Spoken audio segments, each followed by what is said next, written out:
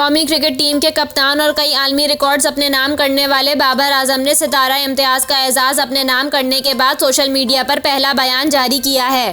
कप्तान की जानिब से ट्विटर पर अपने वालिदैन के हमरा तस्वीर शेयर की गई। साथ ही उन्होंने लिखा, अपनी वालदा और वालिद की मौजूदगी में सितारा इम्तियाज हासिल करना बहुत बड़ा एजाज है। बाबर ने लिखा कि ये अवार्ड मेरे वालिदैन के लिए, मद्दाहों और पाकिस्तान के लोगों के लिए है। बाबर आजम को गवर्नर हाउस लाहौर में यौम पाकिस्तान के मौके पर होने वाली तकरीब में सितारा इम्तियाज से नवाजा गया। गवर्नर पंजाब बलीगुर रहमान ने बाबर आजम को सितारा इम्तियाज का मेडल पहनाया।